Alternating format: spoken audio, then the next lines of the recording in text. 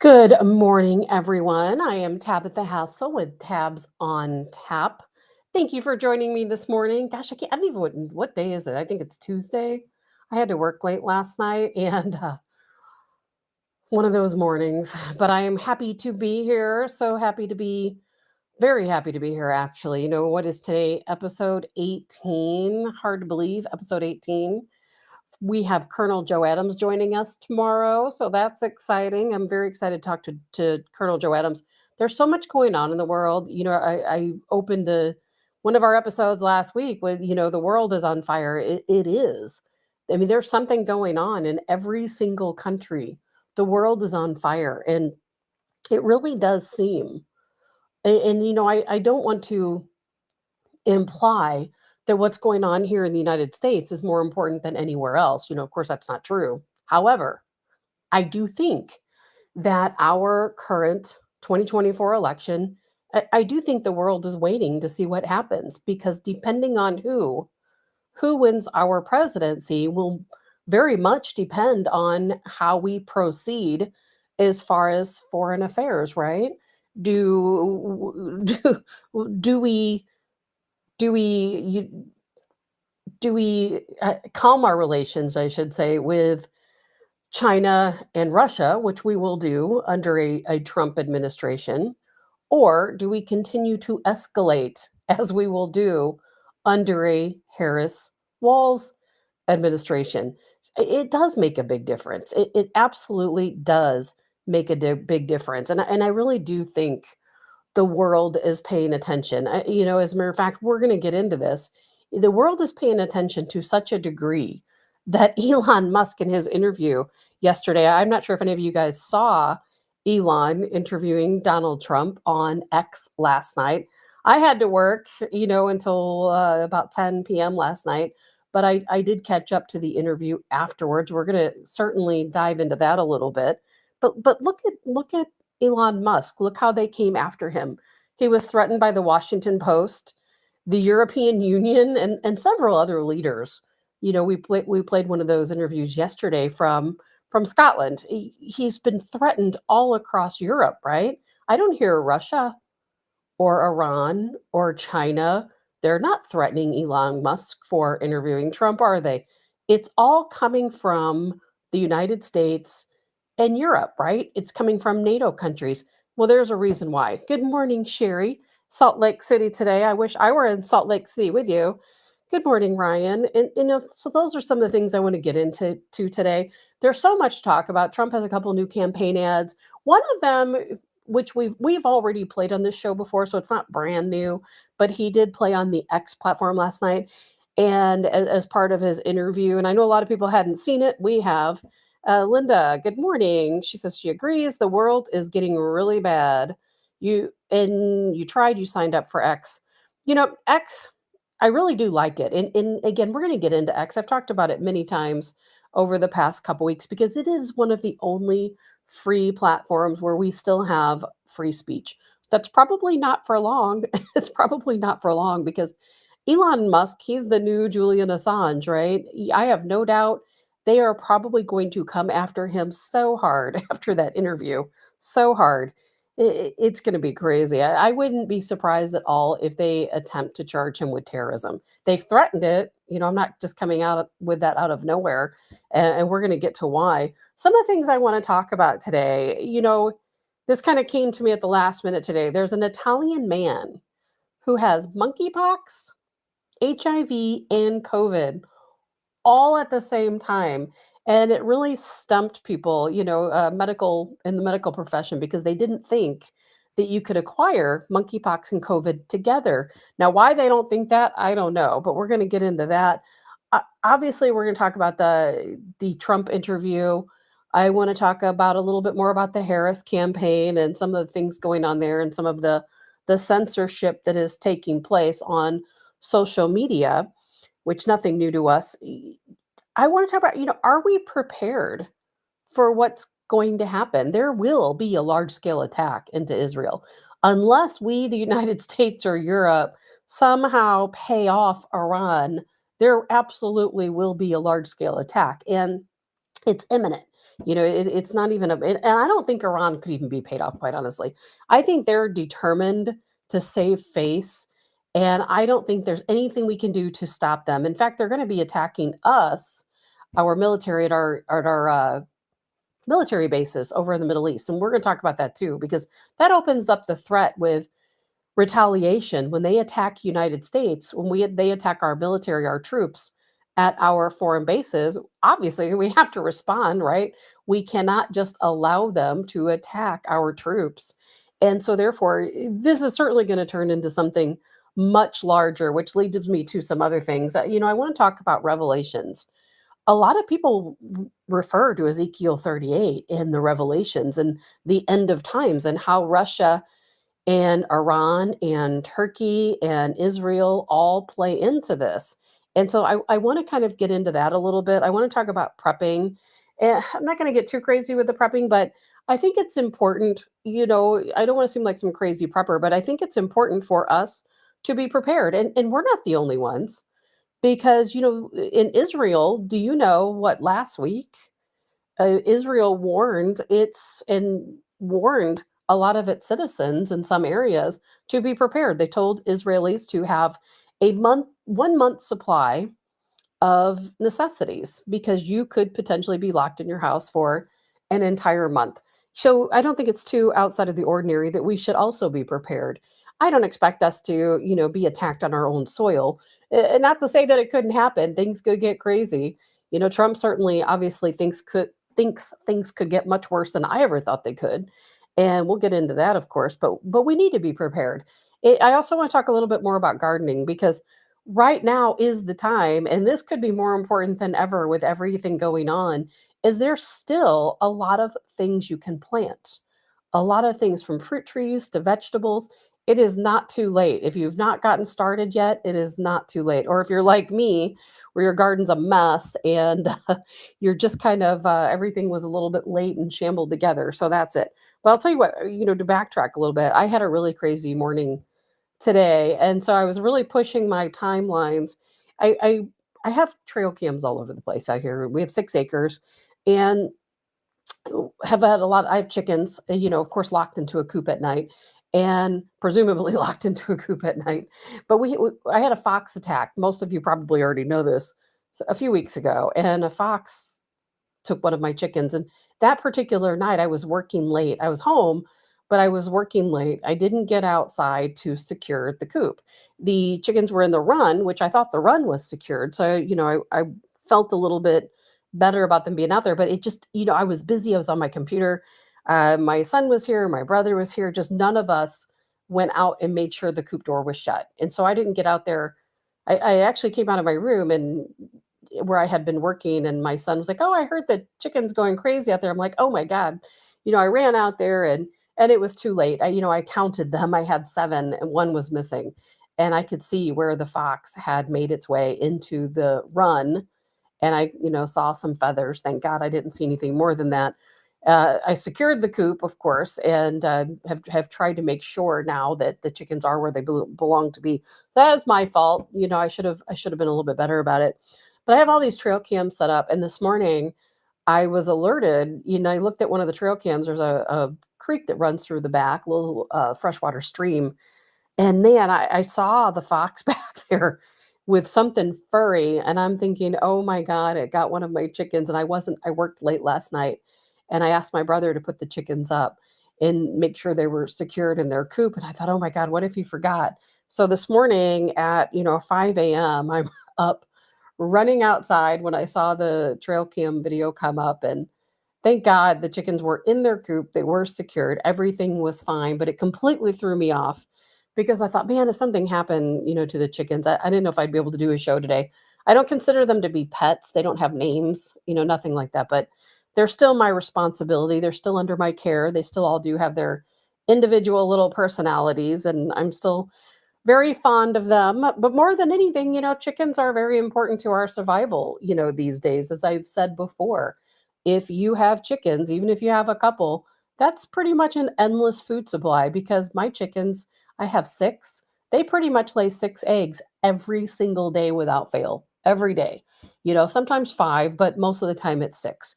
That's not only a food source, but also if I had to, we could hatch out. I don't have a rooster, but you can borrow a rooster, you can get a rooster. You can hatch out chicks and sell them. Obviously, I would never harvest my chickens, but people do. So there's a lot of different things that go into having chickens, but they're under your care. You have to take care of them, and if something happens to mine, I would be very heartbroken over that. Good morning, Nancy. Happy Tuesday. And Linda, the end of times focuses on Israel. They are God's chosen people. And Linda, yes, glad the chickens are safe. Me too. I was really worried. So, a lot of things we're going to get into today. I'm going to go over some random different things. There's a lot going on, clearly in the news. I think there's going to be a lot more going on. We better be prepared for the next few days, few weeks, because I think we're going to see this tit for tat going back and forth. And I'm sure, I'm not telling you anything you don't already know, because what do you see playing out? And again, I'm not going to talk about this right at this second, but we're being threatened. China and Russia, actually threw out some pretty serious allegations against the United States yesterday, which I'm going to get into. And they're certainly getting involved. They're certainly placing the blame on us for a lot of what's going on. And we're placing the blame on ourselves. So we're right in the middle of things. So things are crazy. Good morning, Dottie. So I saw yesterday, and please continue your prayers for Officer Travis Brown, Ferguson Officer Travis Brown, affectionately known as TJ to the folks who know him. He is still in the ICU fighting for his life. I haven't heard any new news as to his condition, but there was an arrest. Thank God there was an arrest. And of course, somebody, it wasn't anyone from Ferguson. This guy was from East St. Louis. His name was Elijah Grant, 23 years old. He has been charged with a number of charges, but amongst those, first degree assault, 2 accounts of fourth degree assault on a police officer, resisting arrest, property damage, and it is alleged that he forcefully propelled Officer Brown to the ground, in which Officer Brown suffered a head injury, head trauma, and is literally fighting for his life. Please, please, please pray for Officer Brown. It's just awful. And what's really crazy about everything that's going on with these Ferguson protests, over Michael Brown, it's like, I hate to say get over it, but you know what? Get over it. Michael Brown was in the wrong. He was in the wrong. I don't care what anyone else says. I saw the reports. You saw the reports. He was in the wrong. And this has happened all across the country. And it's so upsetting to me that people are dying, good people being injured and dying over protests over a thug. And Michael Brown was a thug. Be mad at me, don't like me, don't care, because that's the truth. And here we are with Officer Brown, a hero, here in Ferguson, and he's fighting for his life because of a violent protester.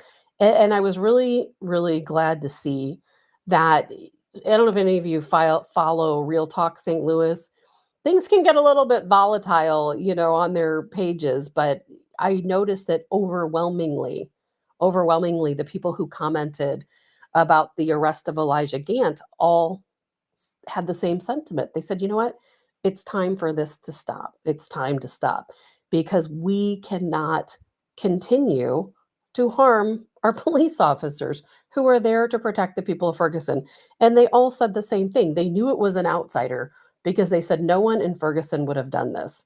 And we have to remember, in Ferguson, after this Michael Brown incident, they revamped the entire police force. They changed their uniforms. So because people in the community said the uniforms were triggering to them. So they completely changed their uniforms. They have a different police chief. They've had two since then. They have a different police chief. All different officers, according to the police chief in Ferguson, all of the officers are different. So the people, the men and women that are working right now for the Ferguson Police Department were not even there when this happened, according to the chief. So what are we doing? They did everything the community wanted, everything, but yet people are still going out in protest in Ferguson. It's like, it just goes to show that there's nothing you can do to appease people. There's nothing, and it just aggravates me to no end that we're still having violence surrounding a thug that was killed by a police officer because he attacked Officer Darren Wilson. He attacked him. The DNA was there. We know what happened. And look what happened to Officer Darren Wilson. Where's he at today? In hiding. He will be in hiding for the rest of his life. And it makes me sick, and it's just an awful shame. Margie says it didn't have to end this way. Nope. Nope, nope, nope. Good morning, Stacy Jones. All right, so that was something to think about. Did you guys hear about passengers being trapped in the arch? For anyone who lives in St. Louis, obviously you know what the Gateway Arch is. If you don't live in St. Louis, and have never visited the arch, there's these little capsules that take you to the very top. I've only done it one time. I'm kind of claustrophobic, not my thing to do, but you can get into one of these capsules, and they're pretty small. I think they seat what, maybe 6 people, 6 to 8 people, and you take this little capsule up to the top, and then you walk up some stairs, and then there's a room up there at the top, and you can look down, onto the Arch Fairgrounds into the city of St. Louis, into the river, Mississippi River, etc. And it's a really neat view, but it's a terrifying right up to the top. Well, yesterday there were several passengers that were trapped. It is probably my worst fear to think about being trapped in the arch in one of those little bitty capsules, and they never could get the capsules to move. Everything they tried, they could not get them to move. So they ended up having to be rescued. And when I read the article about this, I am not kidding you, my heart dropped. These people had to be put into a harness, and then they had to walk across some type of scaffolding to make their way out. I really can't even imagine what that would be like. I would have been absolutely terrified. Terrified. That's a long fall down from the arch, and that's exactly what would have been on my mind had I been one of those people trapped. I went up there once, and I swear I will never go again, because if you're up in the arch, for anyone who's ever been up there, it sways a little bit back and forth. And it is such a terrifying feeling to be up there and for it to be swaying like that. Linda says, I haven't been up in the arch in over 50 years. No desire to do it again, especially since yesterday. I can't remember when I was up in the arch. It was probably about 20 years ago, 25 years ago. And I swear I would never do it again. It's hot, it's stuffy, and it is the thing that nightmares are made of.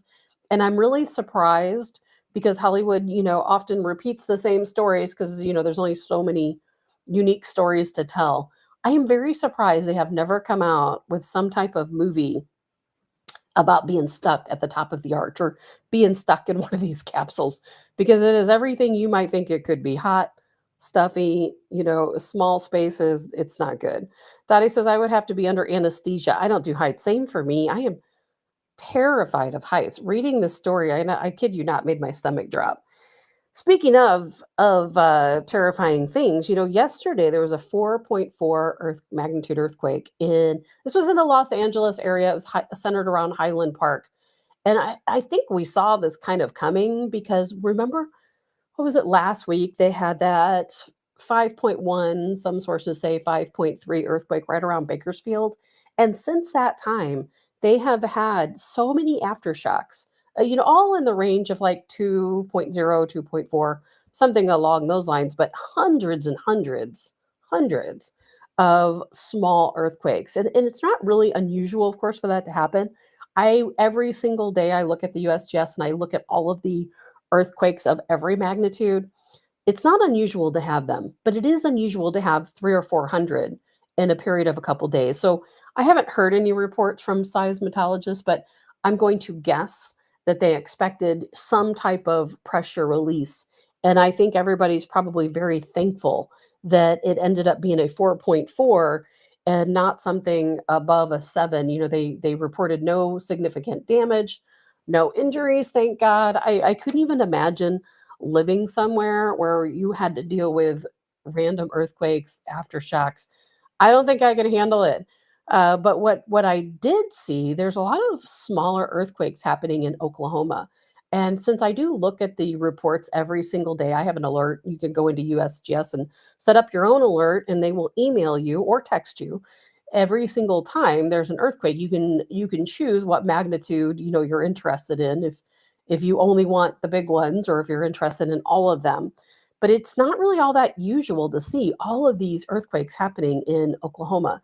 They're small, 2.0, 2.4, so it's nothing really too crazy, but it's always on my mind because we know we're right here at the New Madrid fault line if you're in this area. And even if you're not in this area, there's a lot of talk that if the New Madrid we'd ever have another big earthquake, that it would split along the Mississippi, and that the land on one side of the Mississippi would be pushed off to one side. And of course, all of our bridges come down. We've had emergency preparedness teams in Cape Girardeau and here in St. Louis for probably about 2 years now, working on emergency plans just in case anything happens.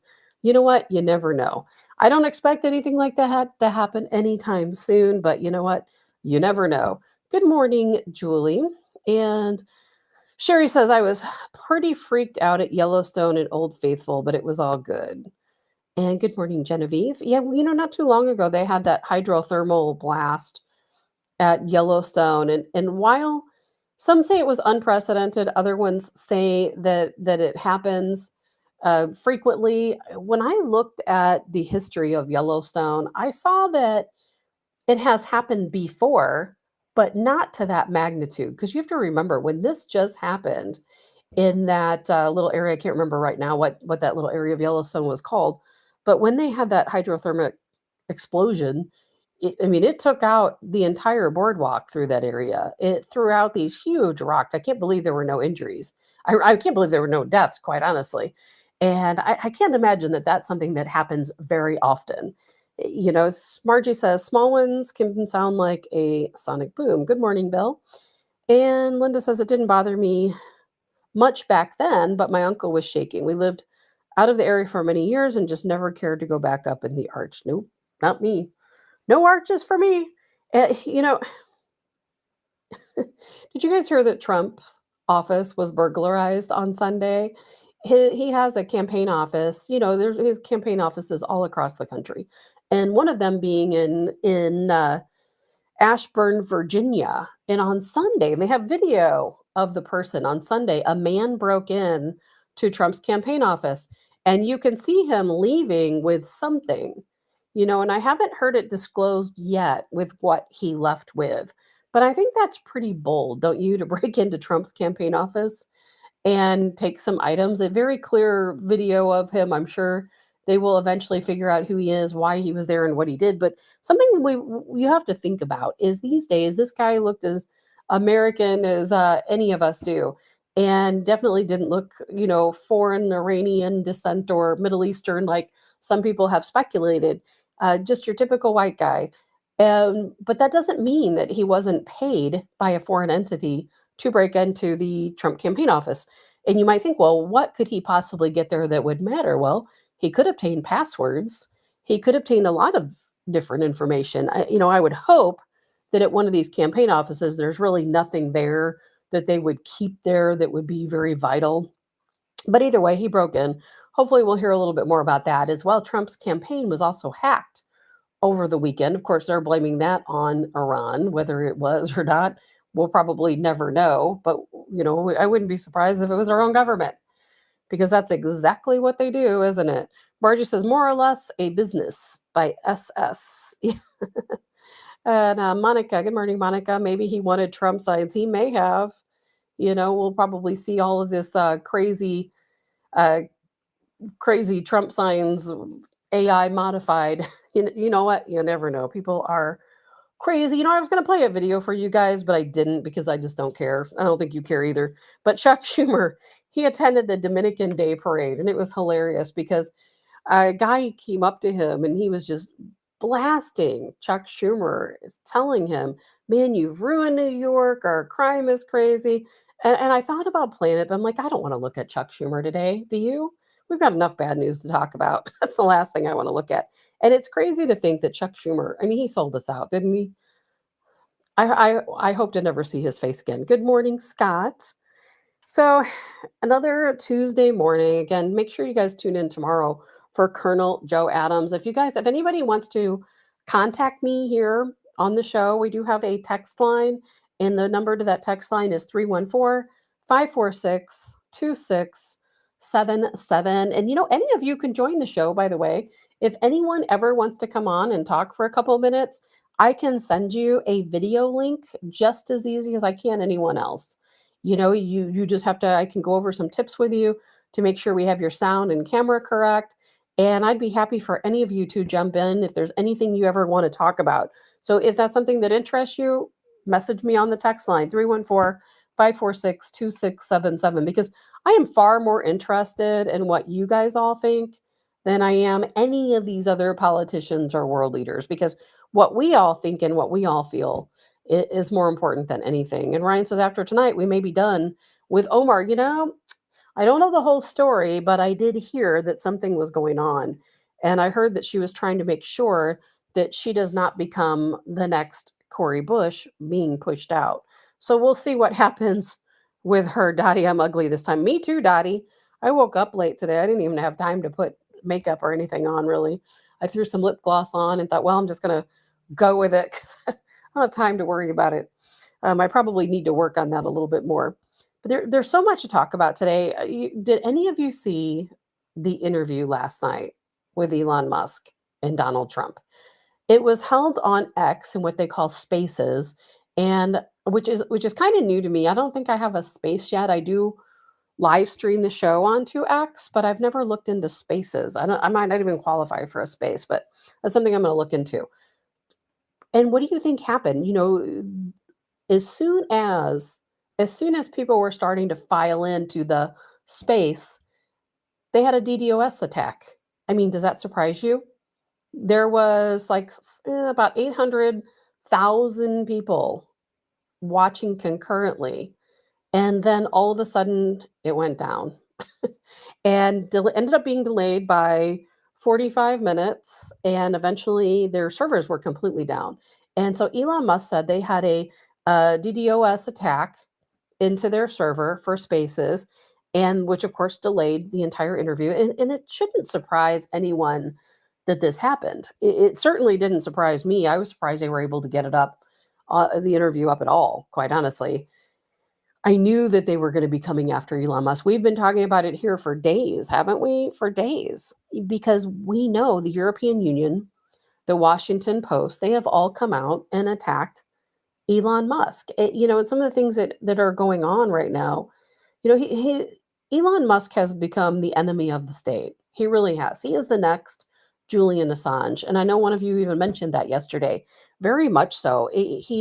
There's no question that there is a target on his head. And Margie says, is that a cyber attack? Well, it is a cyber attack, yes, and very likely from our own government, or the European Union are my best guesses. Because I'll tell you, like I said earlier, Russia, China, Iran, none of these countries care about Elon Musk. None of them have spoken out and told him to keep it quiet. You know who has? Venezuela, European Union, the United States. We are the only one, in Scotland, that are speaking out against Elon Musk. No one else is. So clearly, who do we blame? We had, I don't know if you guys saw the letter. It was way too long for me to read today, so I'm not going to post that. A French politician, Thierry Breton, did you see the letter that he wrote to Elon Musk? It was a full page letter. And in this letter, he demanded, he absolutely, his technical term is he's the commissioner for the internal market at the European Union. I mean, this is a big deal politician. It really is. He is part of the European Union. And he wrote this letter to Elon Musk, and he demanded that Elon Musk censor Donald Trump. He demanded it. He said that if he didn't censor Donald Trump, then he should be worried about the consequences. What are the consequences? It really makes me wonder what all is going on. And of course, anything that we consider truth, they consider disinformation. And that was a big part of this letter, was that this is all disinformation. So anything out of Trump's mouth is disinformation. And good and well, they do everything they can to shut Trump down, everything they can. And I think we all need to look at this for the big deal that it is. It is a much bigger deal, I think, than what a lot of people are giving credit for. Here we have the European Union trying to censor Donald Trump. Why? Why do they want to do that? What is it? Why do they care about what happens here in the United States? Why do they care what happens in our election? Why do they not want Donald Trump to have a platform? Same with Scotland. Yesterday, I played a video of the former, I don't know, Scottish somebody or another guy, somebody that really doesn't matter to me or to you. And he called Elon Musk out and said he was a threat. Venezuela, Nicolas Maduro, their president, a legally elected president, called Elon Musk a threat to society. They are calling him a terrorist, literally a terrorist. And over in the UK, they have they established it in 2003, and it's called the Communication Act of 2003. Now, in the UK, they have arrested 5,332 people because they made comments, shared memes on social media. That's more than Russia. Russia arrested 400 in the same time period. So we're talking about the UK being more communist than Russia. And I'm not even going to get into how close we are here to that happening, because I think I said enough about that yesterday and in prior days. But here we have heads of state threatening Elon Musk. Why? Because he gave Trump the opportunity to speak freely. That's all it is. No one wants Trump to speak freely. They give him enough time to debate, but then they throw him these crazy questions. He's in a very defensive position when that happens. And as Elon Musk said in this interview on X, he even said, I want people to hear Donald Trump, because when you're in a position where you're always defending yourself, you don't sound like yourself. You're not your true self. You're not able to talk about the things in a relaxed tone that you want to talk about. And people never really get to hear you speak as you. And so Elon Musk said he wanted to give Donald Trump an opportunity to be himself, to speak as himself. And he even stated very clearly that the reason why he conducted this interview was for the people on the fence. He reached out to those people and he said, if you're one of these people and you're on the fence, this is your opportunity to see who this person is. And that is exactly what they don't want you to see. They don't want you to see Donald Trump for the man that he is. I met him. I met him back in the year 2000. I told this story before, where I was a campaign girl and I went out and handed out Trump for President buttons. And I had the opportunity to present Donald Trump with a Trump for President button. And he was as nice and humble, as gracious as any person could possibly be. And I know that from a firsthand experience. No, we didn't sit down and have any kind of long conversation. Nothing like that happened. But, you get a good sense for someone the first time you meet them. And he's a very normal, humble man. But I really do think, and it's crazy to even consider this, that our government suppresses a political opponent to this degree. And not just our government here in the United States, but all of Europe. Doesn't that worry you? Don't you put more credence into that than what they're telling you on the media? Because who on the media is going to talk about it, right? I mean, think about this. Even Fox National, Newsmax, America Online, none of these news organizations have ever sat down with Trump and gave him a 2-hour interview. I mean, they could broadcast it separately. They could broadcast it online. They're not going to do it. You know why? Because the government would shut them down. And that's probably what's going to happen to Musk. I really think that the government is going to come in and they're going to do everything they can to deplatform X. I absolutely think it's going to happen. And I'm sure you guys probably would agree with that. But it really is crazy to think that everyone's calling it disinformation. They had to censor Trump over disinformation. I'm not sure if any of you watched the interview or not last night. I really don't know. I don't really have a whole lot to say about it. A lot of it that they talked about were things that we already know. I have some notes here, of course, if I can find them, because some of the things that Trump stated, the big, and this should be a little bit eye opening to us as well. The biggest threat to humanity, he said, is not global warming, which we already know, but he said and he called it nuclear warming, obviously referring to nuclear weapons. And I think that's a strange comment to say because I think we always dismiss nuclear weapons, don't we? I know I have. I'll get it in my head sometimes, like I did yesterday, where I'll say, all right, well, we have a nuclear sub now in the Middle East. Yesterday, some B-52 bombers went up with nuclear capable missiles. But then I always think, oh, that's not going to happen. Never in my lifetime am I going to see a nuclear war or any type of nuclear strike at all. Not going to happen. So when Trump said that the biggest threat to humanity is a nuclear threat, nuclear bombs, it really made me start thinking, is there something he knows that we don't know? Clearly, as president of the United States, he knows a lot of things we don't know. Were we ever close to having a nuclear war that maybe closer than what we thought we were? Maybe we're closer to it now. Sherry says, nuclear confuses me because we use it for energy and destruction. Very true. It's a very powerful energy. And there are a lot of different positive and negative uses for it. But I do always wonder, are we ever going to escalate things? Because, Iran, do they have nuclear weapons? Do they not? I don't even know that anyone knows. Surely the government knows, and they're probably not going to tell us. We know that they've been working to build nuclear weapons, and we try to say, oh, they don't have it. They don't have the capabilities. Iran is a very capable country. They have very good ties with Russia and China and other countries that could potentially give them what they need to build a nuclear weapon. Apparently, they have some new missiles that we didn't know anything about. Iran has missiles that could strike, they claim, right in the middle of Europe. Is that true? I don't know. They claim to have missiles that are undetectable. Is that true? I don't know. I'm sure somebody in our military does. They're not going to tell us.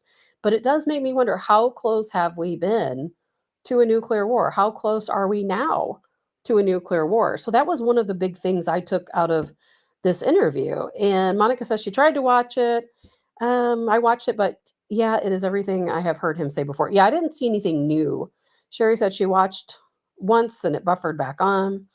Monica watched it more to hear Elon and his views. Yeah, same for me. I think we as conservatives, we know pretty much all of Trump's talking points. We know about all of his policies. We see him as the man that he is. And that's why I like Elon Musk said, this interview was really for the people on the fence. It was for the people who aren't really sure who Donald Trump is. So there was nothing in there that really stood out too much that we didn't already know. For me, it was the potential for threat of nuclear war that stood out, because I thought for Trump to bring that up, to say the biggest threat to humanity is nuclear weapons, that really, really struck something in me. He also stated that he had a good relationship with Putin.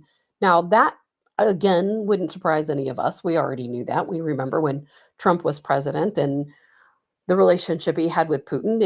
And I thought it was funny that he kind of laughed about Putin talking to him privately, saying, well, you call us friends. I'd hate to see what you were like if you were my enemy.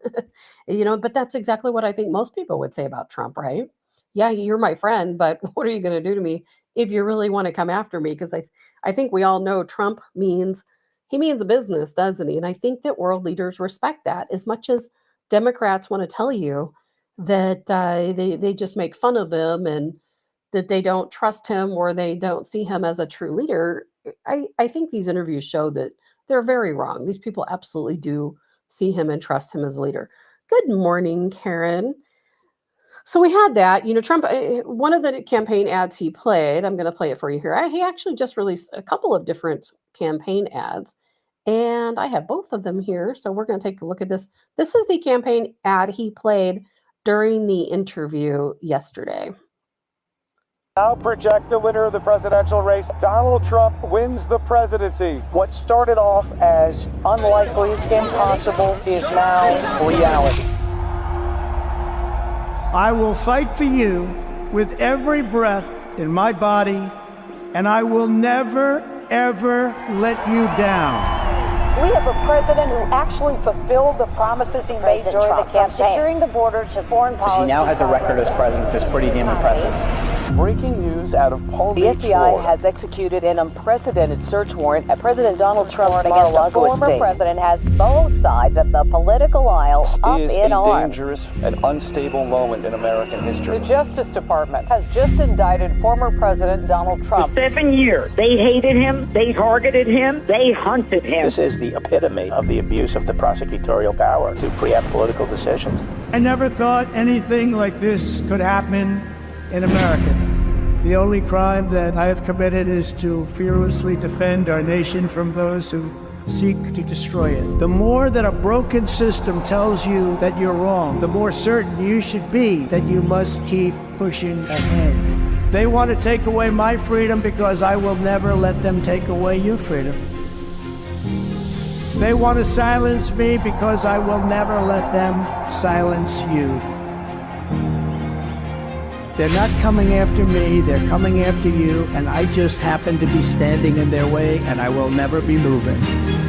On November 5th, 2024, justice will be done. We will take back our country, and we will make America great again.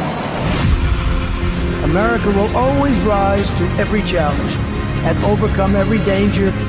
Donald Trump seems to always get stronger when challenged. These types of things, I think, give him strength. When I'm reelected, I will totally obliterate the deep state.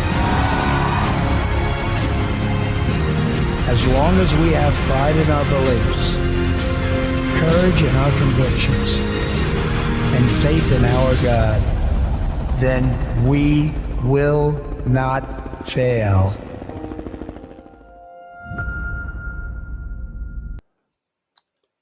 Wasn't that fantastic? I love his campaign ads. And he played that campaign ad during the Musk interview. And I think that that's fantastic and very strategic in thinking. It is a new ad. We've played it before on this show, but a lot of people had never seen that ad. And I think a lot of people, hopefully people who needed to see it, did see it. It's a fantastic ad. Good morning, Darren. And Todd, did you listen to the Elon interview last night? Anything interesting? Well, Todd, I'm hoping you asked that before we talked about it. Otherwise, you can go back and see what we talked about. But Genevieve replying to Sherry, same. Let's see here. So I thought that was a great campaign ad. And I have another one to play, one of the newest ads as well. I haven't played this one yet. So we're going to go over that really quick because I think all of these campaign ads are so important to see. And I love them. I absolutely love them. The test of a man is how much he will bear for a cause which he knows to be right. How long will he stand in the depths of despair? How much will he suffer and fight? There are many to serve when the victory is near, and few are the hurts to be borne. But it calls for a leader of courage to cheer the men in a battle forlorn. It is the way you hold out against odds that are great that proves what your courage is worth. It is the way that you stand to the bruises of fate that shows up your stature and girth. And victory is nothing but proof of your skill, veneered with a glory that's thin. Unless it is a proof of unfaltering will, and unless you have suffered to win.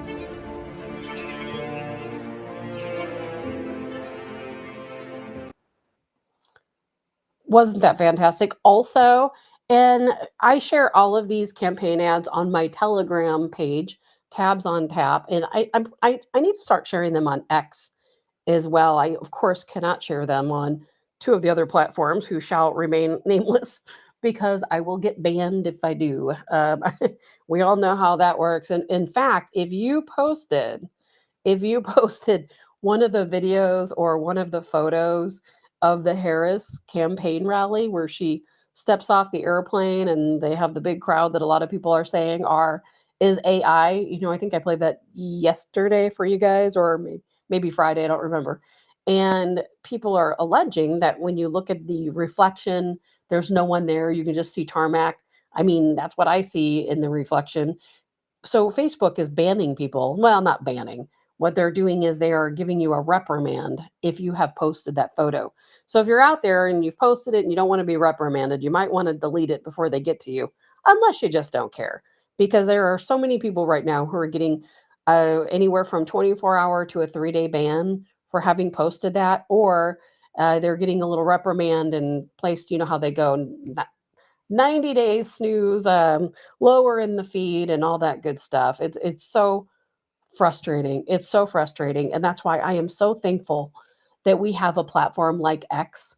And you know, if they're coming after Musk that hard to deplatform him and demand that he start censoring disinformation, which means truth, on X, then you know that's a place you need to be.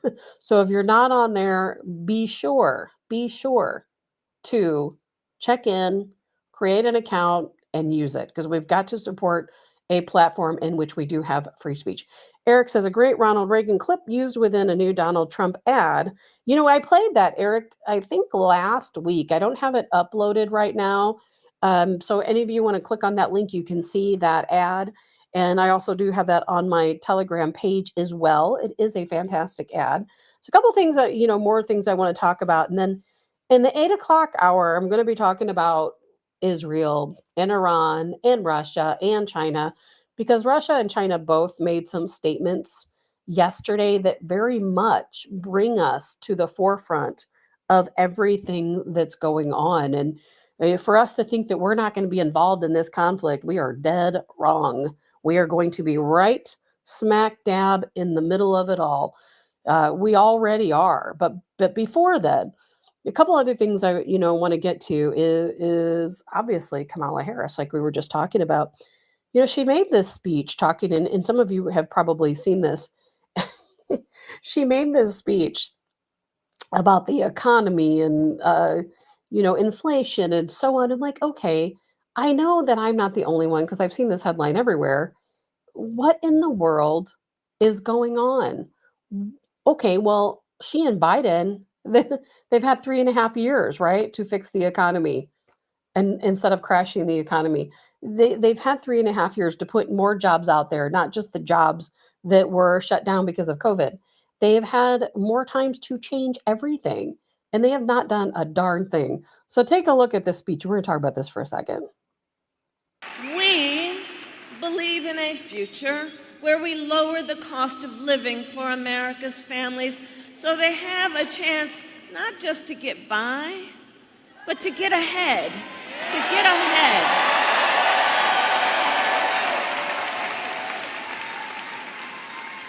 Because look, while our economy is doing well by many measures, prices for everyday things like groceries are still too high.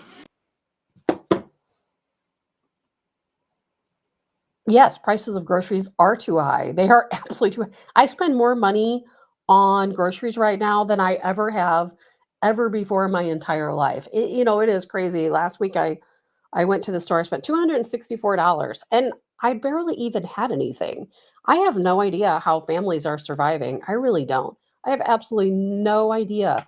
I know people are worried and people are trying to scrape by, and that's why later in the 8 o'clock hour, we're going to talk about gardening and fall plants that you can plant. We're going to talk about revelations and the end of times and how all of this plays in. And Stacy says lower cost of living is to be in the breadline. Yes. Sherry said she's trying to be like Obama and Mike Obama. She's plagiarizing Trump's no tax on tips. And Ryan, I will briefly talk about Tina Peters since you brought it up. I was planning on talking about it tomorrow, but we can throw it in there today. So Charles, get ahead. What happened with the last 3 years? No getting ahead there. Have you noticed, and trust me, it's all lies. It is all lies. The Harris campaign, it's very clear what they're trying to do.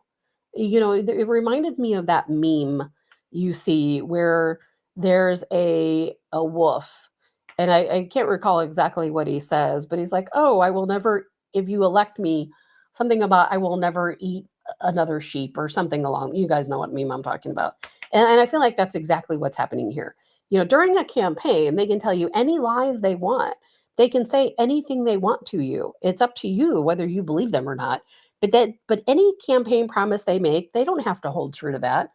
I don't believe for 1 minute that Harris wants to follow through with any of these policies, right? I mean, fracking, right? I mean, come on. You've heard her statements about fracking. Fracking causing earthquakes and all kinds of other disastrous things here across the country. She talks about what has happened in the Biden Harris regime. Mandatory gun buybacks. Do you really want 4 more years of that? 4 more years of fracking, 4 more years of open borders, 4 more years of eating bugs and restricting red meat. I know I don't, but you know what? She's going to tell you anything you want to hear. That's the problem. And it's not you and I that are falling for this propaganda. It's Democrats. And what I think we need to take away from this is that Democrats really do like our policies. They really do like Trump's policies. In fact, they like Trump's policies so much that the Harris campaign has to go out and copy off of Donald Trump. Donald Trump is the one who originally, back when he was president, came up with the $35 a month insulin prices. That was Donald Trump. Did have a healthcare plan, which they kept rejecting. One of the initiatives he did actually put through an executive order, $35 for insulin. And then there were a lot of other things too. He cut out the middleman when it came to your hospital bill. You go to the hospital, you don't have all these surprise charges, everything's very straightforward. Donald Trump did that. Biden took credit for it. He took credit for the $35 insulin payments, not at all his policies. And now what we're seeing is that Trump was the first person to say that he will not tax the tips of servers or people in the hospitality industry. And now what's happening? All of a sudden, that's a Harris policy. And if you go and look at some of the Harris materials, I know since we don't like Harris, we're not watching her campaign ads. We're not looking at her, or most of us are not looking at her rallies and the things she's talking about. She is touting all of Trump's policies, conservative policies, but it's all a lie. But that goes to show that Democrats really do want what we want. However, it's just trickery. It is all trickery. They do not get that these policies are going to be ridiculous. They're going to come after your guns. We're going to have these mandatory gun buyback programs all across the country, everywhere. There's no doubt we're all going to be eating cricket flour. Red meat's going to be hard to find because they're going to eliminate the farms. They're already working to eliminate farms. We know that. They're buying up all of the farmland. China's buying up all the farmland. And what do? They're not farming it. They're using it to mine it for minerals and other natural resources. They're not farming. They want to eliminate farming because, cows are so bad, aren't they? Oh my gosh, it's so upsetting. Tim says, with the price of healthy foods being higher than regular foods as well, and they want to know why America is a beast. Absolutely so. Charles says the scorpion and the frog story. That's absolutely correct. Dottie, their job is to continue the destruction. They can lie through their teeth, when it comes to policies. And then once they get into office, they don't have to follow through with any of those policies. But I'm preaching to the choir. We all know that. And there's nothing we can do to change it. And I want to show you very quickly an example of the lies they tell. An outright lie. This is an outright lie. Do you remember when Biden was in Las Vegas and he disappeared? he had an event, a campaign event, and he just went off the radar. And then there were all of these reports that he suffered a medical emergency. And then, of course, his campaign team says, oh, he has COVID. And that's why he didn't attend his event. That's why he was kind of out of the picture for a while. They lied to us. They continue to lie. So first of all, I want to show you our lovely press secretary flat out lying to us. And there's one more thing that came out over the weekend. There's this new Las Vegas police radio traffic that's published by the Daily Beast where officers were racing to secure a hospital emergency room on July 17th. They were under the impression that President Biden was having a medical emergency. What was it? He was not. As you know, the president, when we were in Vegas, tested positive for COVID. We let you all know, and then we flew back here. Outside of that, there was no medical emergency. People are still testing positive for COVID, but because of this president, he was able to put forth a comprehensive way to move forward with this pandemic. And now we have vaccines. And now we are in a different place with this pandemic. It is behind us, and that's because of this president and what he was able to do. Lies, all lies. All of what she just said is a lie. And I can prove to you it's a lie. And I don't understand these people, how they can stand in front of our face and lie to us. Don't they realize with today's technology and with today's resources, we can find out the truth? And here is the truth. I want you to hear this. This is Las Vegas Metropolitan Police Department on their live scanner, on their radios, talking about exactly what happened. This is about 3 minutes long, but it's very important to listen to this. 461 at C break. Everyone who is able to Valley Hospital ER. Kind of cut out 678. So you said 461 at UMC, and what was the other part? Go head straight to UMC. Meet at the Valley Hospital ER parking lot. 678 acknowledged. So for officers coming to Valley, we're going to meet behind the ER entrance where the ambulances go. There's a little cul-de-sac back there. You'll see me. MacTac alert. The Bolden area command break. He's in the box squad. Let's give me a MacTac alert for the Bolden area command in the box squad. 678, I copy that. Again, any available units, come down here to Valley Hospital right now.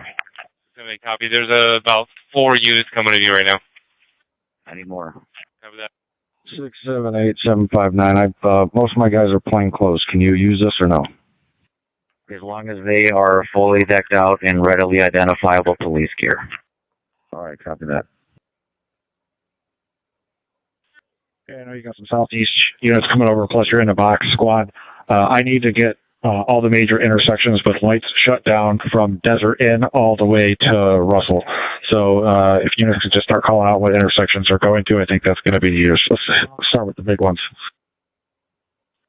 Units helping us out with this Frago on the POTUS movement. If you can monitor Event 8. Event 8 channel is where movement will occur. We got to take this one slow because we don't have a lot of resources to make it work. 685, I copy. We are rolling. On you, sir. Okay, everybody. Just keep in mind, safety, safety, safety. If it doesn't look good, don't do it. Call it out so we can slow things down more. But we got to make sure we keep this safe.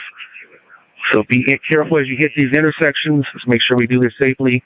No one gets hurt. Downtown's asking, do we know if the Secret Service has drones flying over the stratosphere right now? I don't think so. Copy. Controller 5, where's that drone at? It's stratosphere. It's flying 2,500 feet. Control 644, all my units at the airport, be advised. The motorcade is at Air Force One, so just hold your road closures until I tell you otherwise. Control 302, I just want to let everybody know, great work out there. You know, we put that together ad hoc.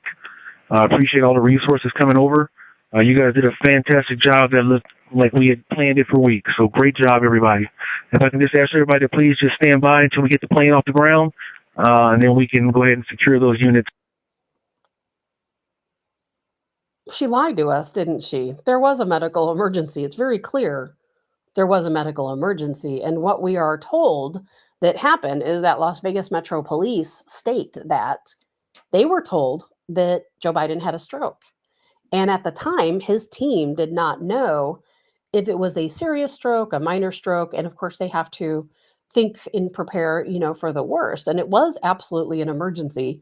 They absolutely did get him to Air Force One as quickly as possible, and then get him out of there and back to another hospital. And where is he now? We don't know. I mean, is that really him sitting on the beach? Is that really him giving these speeches? Did he really write the letter? Because as we know, we heard from Nancy Pelosi yesterday. She's not sure that Joe Biden wrote that letter that he was going to drop out. She said it didn't sound like him. How can they say we shouldn't be guessing about what's going on? Now, it later turned out, or sources say, that in fact Biden suffered a TIA, a transient ischemic attack. If you know what that is, it's kind of like a mini stroke. But how do we trust anything they're telling us? We have no idea. But according to Las Vegas Metropolitan Police Department, they absolutely did respond to a health emergency regarding Joe Biden. So she can lie, lie, lie. But I want to make sure we all see that they do lie and they will continue to lie. Just like yesterday, Harris said she wants to close down all of the detention centers and free all of the illegals. I mean, what? Why would she say that? Why is she thinking that? Why would she do that? But that's what we're hearing. That's the rhetoric we're hearing. And what does that say for all of the people who came here the correct way? People who waited in Mexico on the other side of the border for legal entry, who went to a legal port of entry, who paid money, who came here to the United States, who took classes, who became an American citizen. What does that say to them? That you did all of that, it was just a huge waste of time and money and effort because you did things the hard way. You paid us money, but had you crossed our border illegally, we would have paid you money and then eventually we would give you citizenship anyway, because that's exactly what Harris wants to do. She wants to give all illegals citizenship. That's what she wants to do. Now, I'm fine if we vet all of the people who are here illegally, vet them, find out why they're here, find out if they are productive citizens in our country, if they're paying taxes, because yes, illegals in our country, if they're working, many of them, some of them do pay taxes. We need to get to the bottom, who they are, why are they here? We need to know. And then if we want to create a fast track to citizenship for those people, then let's do it. But we can't just make a blanket statement that we're going to empty out the facilities and we're going to make everyone that's here a citizen without a vetting process, without finding out who they are or why they're here. And it's worrisome to me, and it should be worrisome to all of you. And I'm sure that it is. It's just crazy how much stuff is going on, and you just can't trust anything they say. I don't trust anything they say. I don't trust anything our government says, or any of our government agencies for that matter. Have we ever been in a period of time in the history of this country where there was less trust to where you can't trust anyone? I don't trust doctors or hospitals or the EPA. I don't trust the WHO, the CDC. I don't trust anyone. I don't trust any organization at all. I don't trust any of them, not even the USDA. So don't even ask me. None of them. They all lie, they're all fake, and they're all out for themselves. And if it's up to any of them, they're going to be 3D printing all of our red meat from now on. We're going to be eating bugs and crickets and worms. And not me. I will leave this place before that happens. I'll be fleeing to Russia, where things are apparently a little bit easier over there than what they are here. It's crazy to think that right now, in Russia, the people in Russia are more free than we are. They have more freedom of speech than we do, or what people do in the UK. It's absolutely insane to think about. But you know what? That's where we're at. And it's like, what are they going to throw at us next? And by the way, I know Ryan mentioned Tina Peters, so I wanted to kind of go over this. I'm not real familiar with Tina Peters. I remember when the allegations were made against her. She's a former county clerk in Colorado. And if you remember Tina Peters, she was very pivotal remember the pillow guy? We all know the pillow guy because in fact, we interviewed Mike Lindell on Cancel This a couple of different times. Fantastic guy, in my opinion. So Tina Peters, she kind of came to fame because she allegedly gave somebody in the county, Mesa County, Arizona, her badge, so that he could get into the election system, print out documents to supply to Mike Lindell, so that Mike Lindell could go out and tell the world, because he had a bigger platform than Tina Peters did, that there was election fraud taking place in Arizona and Mesa County. And of course, Mike Lindell did take that information. He did run with it. And of course, he was severely reprimanded. Well, Tina Peters, this is what's crazy to me. All the people who really did, and she shouldn't have done what she did. She shouldn't have. She should have never given anyone access to that system, but thank God she did, because we learned so much. And that is how we also learned how many federal only ballots, how many illegals voted in Mesa County because of her actions. Well, she was convicted. I believe this was yesterday. Let's see here. What was she charged? She was convicted of election interference. This was yesterday for her breach of the county's voting systems. Again, former clerk, Mesa County. You guys can look into this yourself, but here we have her, somebody who kind of like a whistleblower, in my opinion. She's a whistleblower.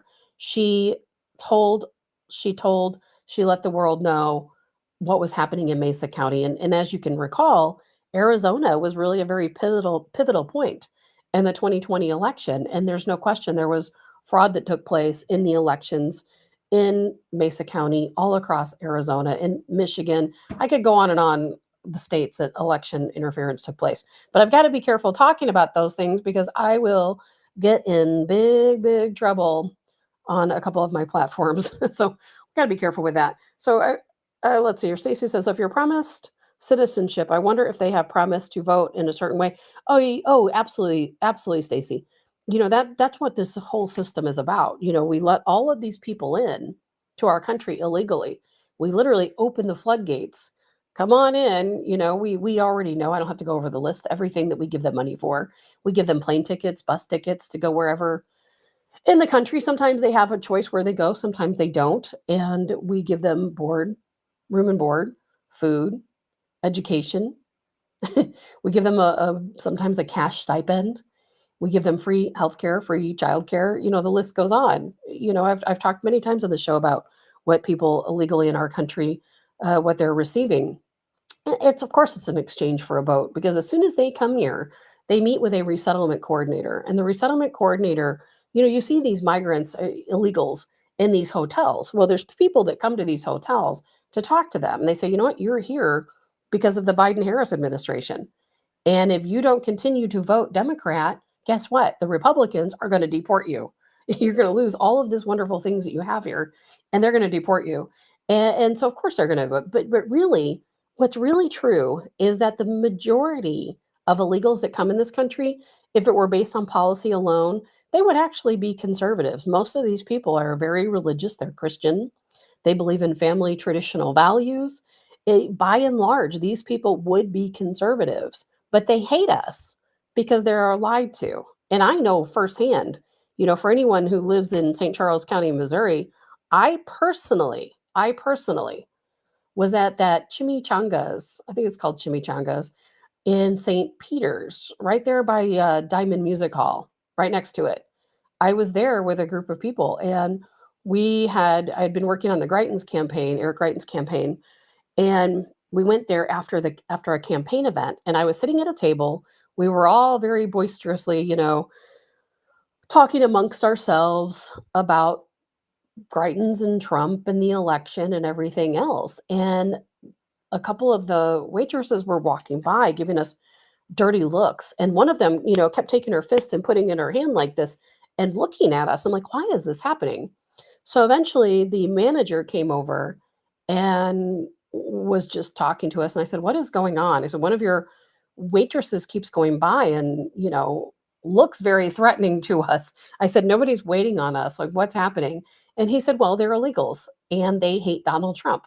And because you guys talked about Donald Trump, they're very angry. And do you know they asked us to leave?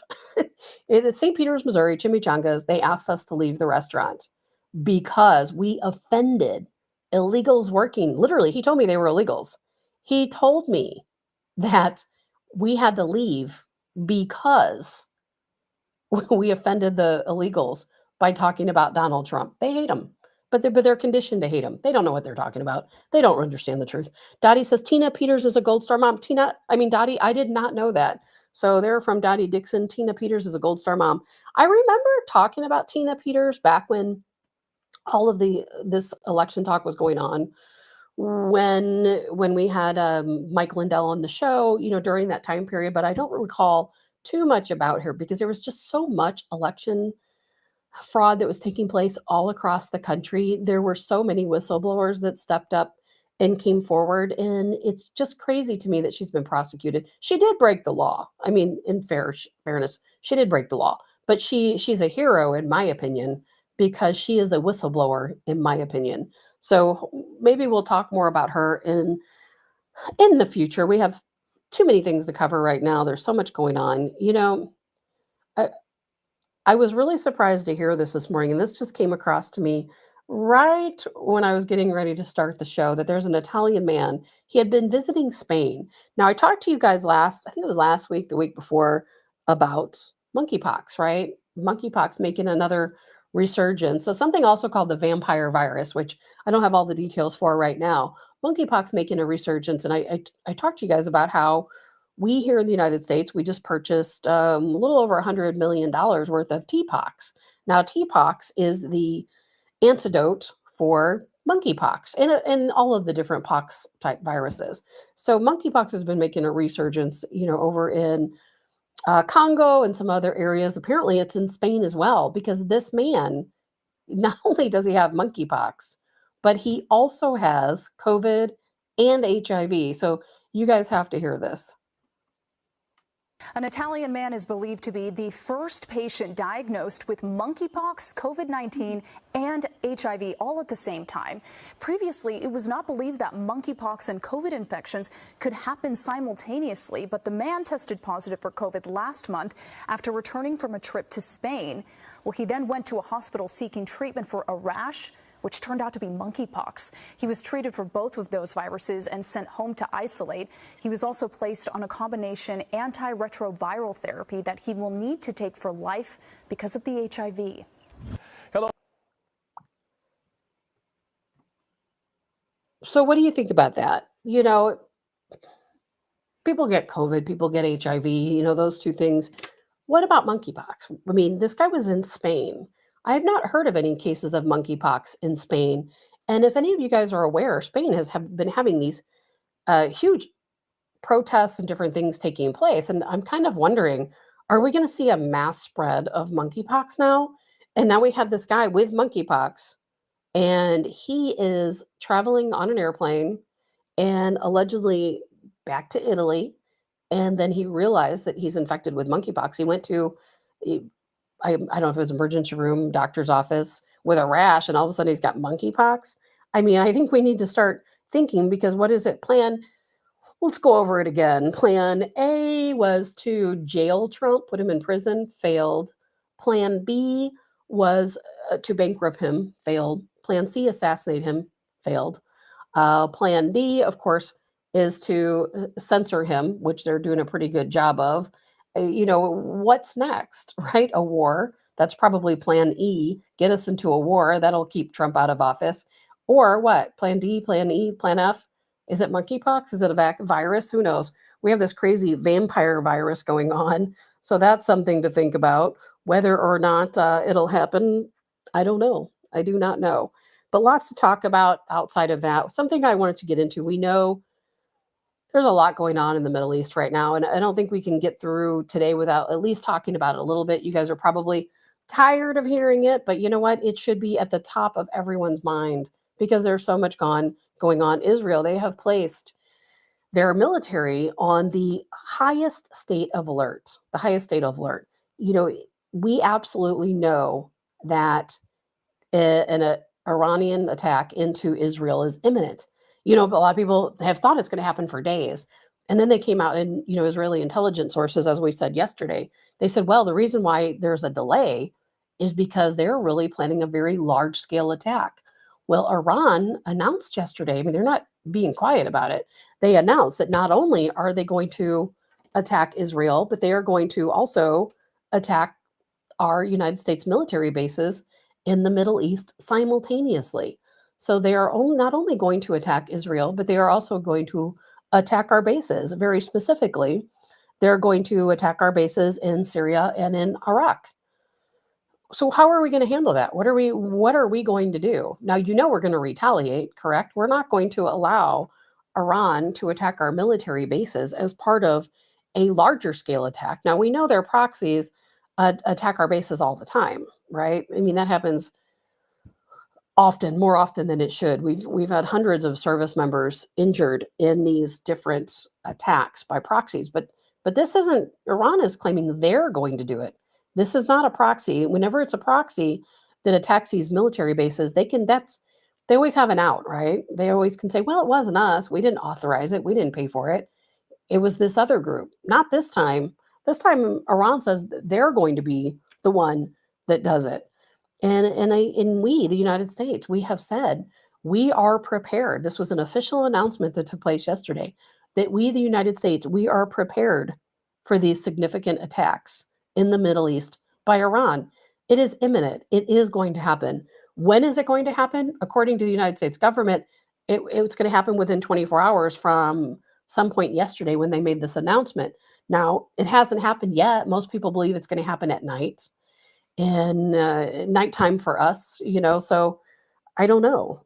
I don't know what's going to happen, but there's been a lot of outspoken statements made recently. And I'm going to read some of these to you because some of these statements yesterday, they didn't take me by surprise. They probably didn't take you by surprise either.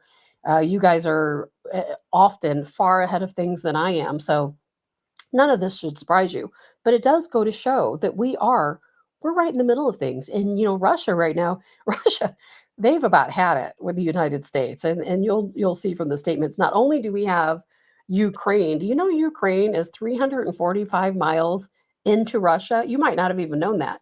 In the Kursk region, Ukraine, with the help of NATO and the United States, they have managed to make their way 345 miles into Russia. They have been attacking Russian citizens, Russian cities, Russian infrastructure. Russia has evacuated 180,000 of their citizens. 60,000 of them were displaced from their homes. Another 180,000 are being evacuated because of these Ukrainian attacks. And Putin is very clear that these attacks are happening because of us. As a matter of fact, before I read Putin's statement, I want you guys to watch this video because this is going to correlate with what I'm talking about. Because this is not just Putin empty-handed saying that we, the United States, that we are behind Ukraine invading. Ukraine has literally invaded Russia, that we're behind this. We ourselves, our government has admitted that, yes, we are behind it. And this is very important. Maybe your assessment on the latest about, in particular, the Ukrainian advancing in Russian territory. So, Alex, I know my colleagues spoke a little bit about this earlier in the last week, but I'll let our partners in Ukraine speak to their own military operations. But generally speaking, we have supported Ukrainian forces being able to defend themselves against attacks by Russia's forces that are coming from across the border to take actions to protect themselves from these attacks. That, as President Biden says, would be common sense. We are continuing to stay focused on making sure that our partners in Ukraine have what they need to defend themselves from Russian aggression. And ultimately, the decisions about how Ukraine conducts its military operations are decisions for Ukraine to make. Nothing has changed about the United States policy with respects to strikes across the border. Hopefully you guys could hear that. I turned the volume up as loud as it would possibly go. Of course we're behind it. Of course, the world knows. The world knows what's going on. We Americans, they don't tell us. We're not going to read this in the media, but the rest of the world knows exactly what's taking place. No question about it. Stacy says, I also noticed I have a flag by my name. Does that mean I'm flagged because of my question? On my end, I don't flag anyone, and I don't see a flag by your name. So I don't know what that's for, Stacey. I'm sorry. Maybe it's something within this restream that I use that it just doesn't show me, because the chat that I see with your comments looks different than the chat that you guys see. So it could, but I don't really know what that would mean. It certainly wouldn't mean anything bad, because nothing that you asked would be against any type of community standards. But so we're admitting we're right in the middle of all this. Russia is already upset with the United States, right? And NATO in general, because we have violated the sanctity of his country, the sovereignty of his country. 345 miles Ukraine is into Russia. I think Ukraine's lost 35 tanks, several hundred or several thousand, I think 2,000 troops. It's pretty crazy over there. Jay says it's something to do with our level of interaction. Oh, okay, with the flag on Stacy's account or Stacy's comment. So yesterday, Russia, this is directly from Putin, And I've got a few statements to make from Putin, as well as China. So yesterday, Putin said the organizers and the perpetrators of these crimes, including their foreign curators, will be held responsible for them. And this was in response to Ukraine coming into Russia, 345 miles in, attacking Russian civilians. He's already on edge. No question about it. He also said, in regards to what's taking place in Gaza, Putin said, we regret that such strikes in the Gaza Strip are taking place, which result in civilian casualties and are systematic in nature. We urge the Israeli side to refrain from attacks on civilian objects. We believe there is and can be no justification for them.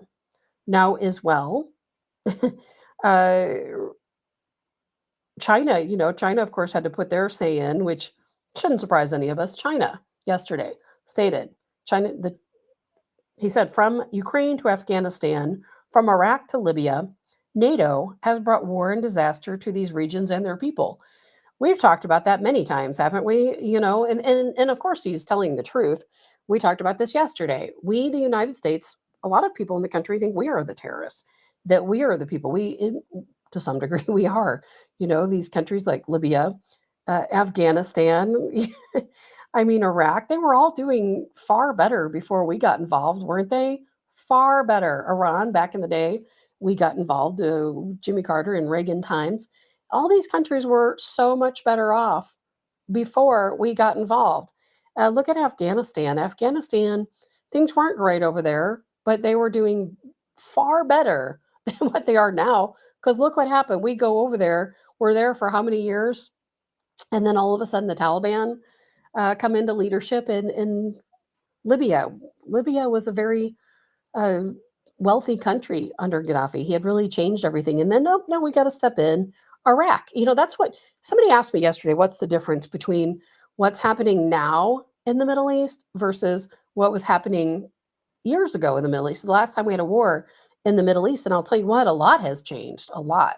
And people wonder, well, we've had wars in the Middle East before that we were involved in, and nothing happened to us here. Well, a lot has changed. One, technology has changed. Now, Iran and Russia or China or any of these countries that are part of BRICS, because it is BRICS versus NATO. Make sure you understand that BRICS versus NATO is the power struggle that's going on here. And those countries now do have the capability to attack our infrastructure without firing a single missile. We have EMP attacks. I don't expect that to happen, but we at this point, look at all the people who are in our country illegally. Millions of people are here illegally, while the vast majority are not here to harm us. We know there's a good portion that are here to harm us. And those people, they're just waiting for the call. And what could they potentially do? They could take down our electrical grid. They could take down our communication servers. They could take down our cell phone towers. They could hack into our systems. They can take down 911 systems. Anything they want. They can attack our water facilities. They can harm us in so many different ways without ever firing a single missile. And we didn't have all of these technologies that we have now in the past. Laser weapons, think about that. Look at the war that's going on in space and the satellites that these different countries have.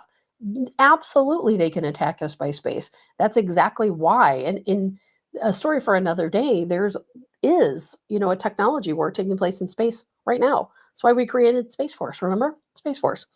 I hate that name, by the way, Space Force. But there's a lot that has changed between then and now. We didn't have the same terror groups. Do you remember there was a time when we didn't have terror attacks, in this country? We gave rise to ISIS and the Army of Islam and all of these other Sunni terror groups. We gave rise to them when we left Iraq, right? That's when all of these groups formed. Well, they weren't around the last time we were in a war in the Middle East. These groups they didn't have the power that they have now. Now they're heavily funded, mostly by the United States, which is what's crazy. It's such a complex, crazy situation, that's taking place. But there's no question something is going to happen. To what scale, I don't know, but it's going to end up being a tit for tat. That's exactly what's going to happen. Retaliation, back and forth. And then what stops it? At what point does someone say, okay, we're going to stop firing at you? I mean, if Iran attacks Israel, a large scale attack, which they absolutely plan to do, hopefully there are no civilian casualties. Hopefully there are no casualties, period. But there probably will be. And then what's going to happen? Israel, now they could preemptively strike Iran. That could certainly possible. We, the United States, we could potentially strike Iran. We talked yesterday about the USS Georgia, which is a nuclear capable submarine being sent off to the Middle East. I mean, is that a deterrence? I don't think we're going to end up in a nuclear war. I'm not sure that Trump agrees, since he said that was the biggest threat to humanity. But, we have warned Israel we've warned Israel. I know Biden said, according to him, that he met with Netanyahu and told Netanyahu, you have to stop poking the bear, stop all of these attacks into the Gaza region. And of course, Netanyahu is hell bent on destroying all of Gaza. He would love, I really do think he would like to wipe out the entire area, including all of the inhabitants, because he thinks, they're all Hamas, right? Or support Hamas, and they all need to go. And of course, Iran and Russia, China, they're all backing the Palestinians. They are all Russia, China. They will absolutely, all the big BRICS countries will jump in. They will all support Iran. I don't think there's anything we can do to keep that from happening. Some new news: the Irish Airlines Ryanair, they have stopped all of their flights to Tel Aviv until at least August the 26th. Is that telling? Maybe, maybe not. And somebody told me yesterday that we shouldn't have to worry about Russia, that Putin is not someone to fear. And I can't agree with that. I think Russia absolutely is a country to fear. As a matter of fact, China is always diplomatic. Have you noticed that? They try to be neutral. They're fairly diplomatic. Putin is like Trump. Putin is, matter of fact, is Russia's Trump. And he will come right out and say, if you do this, remember what he said about terror attacks, which is why you don't really see a lot of terror attacks in Russia. He very publicly said, if you come into my country and you attack my citizens, not only will I come and kill you, but I will kill your entire family. And he means it. And I think that the world knows he means it. And, world leaders, like I said yesterday, they're not clamoring to meet with Biden or Harris. Nope. They're getting their approvals from Putin. That's exactly what's going on. And don't think it's not, because it is. And they don't want you to know that, of course, in your media. So if you're watching Fox News, even Fox or any other news, you're not going to hear about that. They do not want you to know. As a matter of fact, Russia right now, they are number 4 in global economies. They are rising while we are falling. And we have got to start paying more attention. Even Putin yesterday, he said the West is destroying families, culture, and history. Think about how they see us. Russia is a country of traditional values. And here, what are we doing? Look at what are we promoting in our country? Things are crazy here.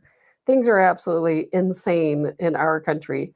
I don't know what's going to happen. But, even the Palestinian Authority, they're blaming us. There was an attack over the weekend where there was 100+ civilians killed, allegedly, and they blame the United States because guess what? Israel is using our weapons. So don't think that we're right in the middle of all this, because we absolutely are right in the middle of it. We will be right in the middle of it.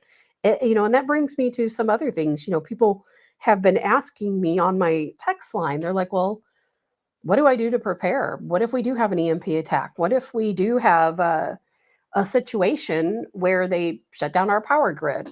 I would never expect that we're going to have an attack on our own soil.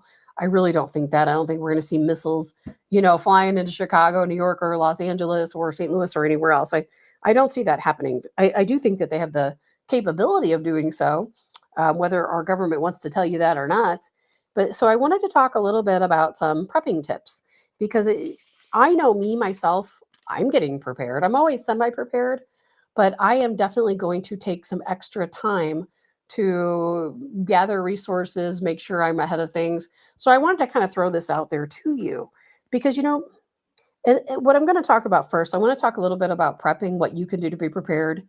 I want to talk about Revelations. How does all of this play out in Revelations? And then lastly, before we go today, I want to talk about fall vegetables and things that you can be planting right now, because all of these things kind of come together, because self-sufficiency does go with prepping, doesn't it? The more self-sufficient you are, the less any of this matters to you. If you are self-sufficient and you within your own home can be prepared to leave at a moment's notice, or you have enough supplies in your home where you don't have to worry about if the grocery stores are closed, if the gas stations are closed, then you're going to be better off. You'll certainly be a lot better off. So I wanted to kind of go over these prepping tips. Now, these are not from me. These are for professional tippers, and I'm going to give you the website to take a look at. I have my own little bit of prepping I'm going to do. I keep a lot of things in stock. I try to, randomly sort through things and make sure I at least have a month supply at all times. And you should too, not just because of this, but because of absolutely anything that could take place in this country. So here are some tips for you. Number one, get your home ready for at least 2 weeks of self-reliance. Now, that's according to professional preppers. For me personally, I think everyone should be prepared for a month. Israel has warned their citizens to be prepared with self-reliance for an entire month of supplies. I think we should do the same thing. Number two, be prepared to leave within a moment's notice. Absolutely so, because what if something happened to where your home is no longer safe? And that could be from a number of different, reasons. And you have to be ready to leave. We always think, well, if we're at home, we're in our own home, we don't have to be worried about anything else, but that could potentially happen. So always be prepared. Make sure you have a bag ready. Practice, practice, practice. What would happen? Play out the scenario, if not in real time, at least in your head, and tell yourself, if I don't have cell phone service, if I don't have a vehicle, or if I do have a vehicle, play all these different scenarios out. Make sure you have a clear-cut plan. Make sure your family knows what to do if there's no communication resources, and God forbid, make sure you prepare in the event you're not at home. And that's number three. Prepare that you may not be home. You might be at work when things go down. You might be on the highway. You might be at the store. So make a prepared list of what you need to have with you in your vehicle, what you can do to make sure your family knows where to go. Maybe there's a safe place where everyone can meet. If you don't have cell phone service, you can meet in one certain location. That's something to think about. Make sure you have items like what they call a bug out bag to take with you. And trust me, you don't want to, if you have to flee your home, you do not want to be carrying 500 pounds of canned goods with you. You don't want to do that. So, freeze-dried foods, dehydrated foods, things you can easily pack and move. Make sure you have a first aid kit. The list is long, different things. And we're going to go over that list as well. According to this number four, learn core skills and practice those core skills. Core skills meaning learn how to use your first aid kit. Again, learn how to leave your home. Figure out an escape plan from your home to the highway or back roads or wherever you need to go, because you don't want to be in a panic if something does happen, where at the last minute you're trying to leave and you have no idea where you're going. You don't know where your family is. You don't have your things together. Make sure you're prepared. That is the most important thing. Make sure you're prepared. And now, according to these tips, it says, make sure you have extra of what you normally buy. So if you normally, in my opinion, that means if you normally eat, a lot of sandwiches, make sure you have extra sandwich things. So if you're not leaving your house for a month, let's just say even the grocery stores aren't closed, you may not want to go to the grocery store. Things might be crazy. So at least be prepared to where you have food at home, things you normally buy. That way, if nothing happens, guess what? You just have things you already would buy anyway. So those things aren't going to go to waste. Because that happened to me one time. I thought things were going to get crazy. This was a couple years ago, and I can't remember what was going on, but I bought some. I didn't get crazy with it by any means, but I did buy some canned meat. I am not a fan of canned meat, and I would never normally eat that in my daily life. So I had all this canned meat, and I didn't know what to do with it, and it ended up going to waste. I had to throw it out because if I didn't have an emergency, I was not going to eat the canned meat. I had a couple cans of spam and some roast beef and chicken in cans, and so only buy things you're going to use, particularly if nothing happens, because most likely nothing will happen. But we always need to be prepared just in case. So I want to go over some of these. I'm going to give you the name of this website. It's called theprepared.com. So these are some tips according to this website called theprepared.com. And I have a prepper who hopefully will join us next week or the week after to talk a little bit more about some of the things that might be important. So here are some tips and common beginner mistakes that we're going to go over really quickly. So these are different things that people have learned trial and error. So thankfully somebody put this list together for us. Don't buy off the shelf kits. It says 98% of them are not worth buying. A lot of people have been talking about Costco. They have a kit right now. It is $80, I believe, and it has 150 freeze-dried meals. Now, I would not personally buy that because if nothing happens, and most likely nothing will happen, I'm not going to use those freeze-dried meals. That will go to waste. That'll be $80 wasted. So don't do that. And it says here, you can't predict when an emergency will happen. So a good prep is always ready. Absolutely. You cannot predict what's going to happen. So be diligent about finding and avoiding assumptions in your preps. So don't assume anything. Just make sure you are prepared. Stay realistic and practical. Avoid zombie and Rambo fantasies. Definitely. Focus on the things that matter most and remember that simpler is better. No question. You do not have to go out in your backyard and dig trenches or plant tripwires or any of those other things. And Jay says MRE meals are better than you think. I don't think they're bad, but if I'm not getting ready to die or hold up in my house without food, I am not eating an MRE. Sorry. I would much rather eat anything else because that's one good thing about America. I don't have to eat MREs. Let's see here. Don't let prepping overwhelm or defeat you. It's important to enjoy the good life now and not go down a dark spiral of doomsday depression. And that's exactly why I said most likely nothing is going to happen. You're preparing just in case. Always prepare for the worst, even though the best circumstances are most likely. There's nothing wrong. There's absolutely nothing wrong with preparing. Jay says he takes MREs on hunting and camping trips, and there's absolutely nothing wrong with that. I wouldn't, but that's just me. Margie says check the restock on the dates, no question about it. And let's see here. So it says prepping is better when you connect with like-minded people, which is why tomorrow we're going to talk with Colonel Joe Adams, because guess what? He is a member of the Washington Guard, like-minded people, very prepared.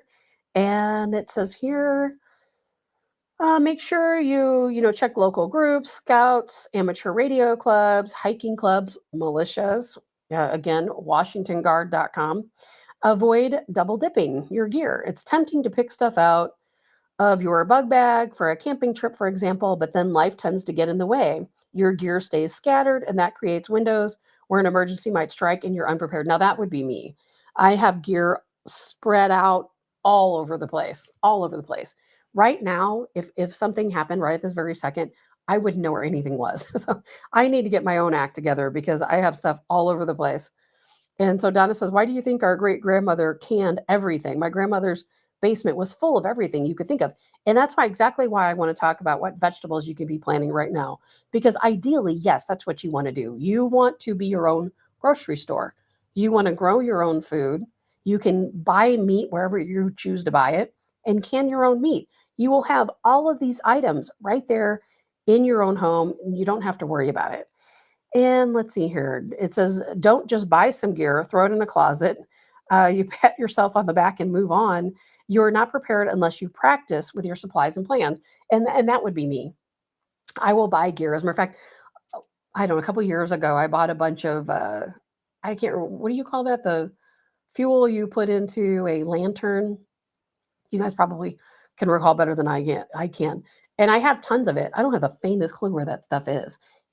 Wood. I always make sure I have camping would. At least that part I have together. But if something emergency happened, I have bought so much stuff, I don't have the faintest clue where it is. So keep your stuff together. Keep your stuff together. A bug out bag is not simply for bugging out to a predetermined location along a predetermined path. It's one bag you grab first when you need to leave your home. And that's absolutely true. Because kerosene, thank you, Margie. Thank you, Margie. And Genevieve says you can make your own first aid supplies, tinctures, salves. Absolutely so.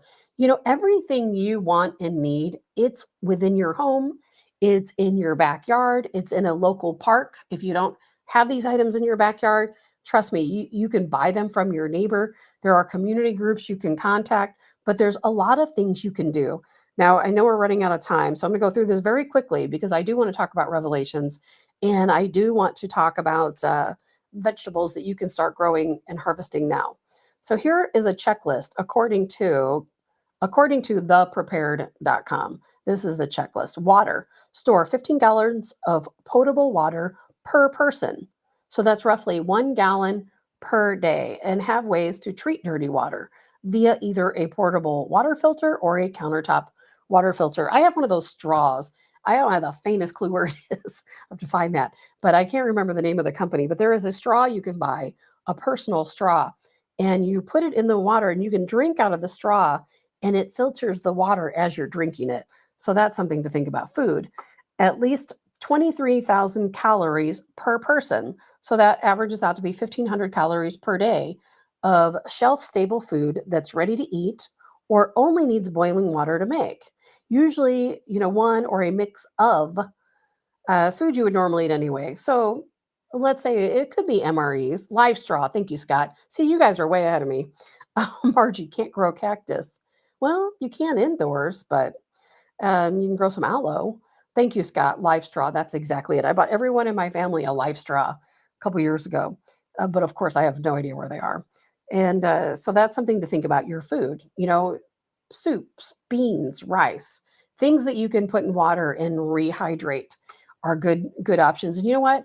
Speaking of, if you have to cook outside, something to think about. I've been trying to exchange all of my pots and pans for cast iron.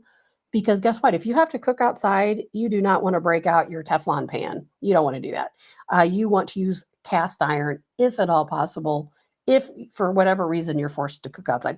I personally just like to cook outside, but if it's a necessity, you definitely want to have some cast iron laying around. You won't be able to take it with you. So there is camping gear that you can buy that is made for outdoor fires that's not heavy like cast iron. Anyway, so fire, lighters, matches, backup fire starters. Now, I do have fire starters here in the house and all the things I would need to start fire, because fire is on the top of my list if something goes down.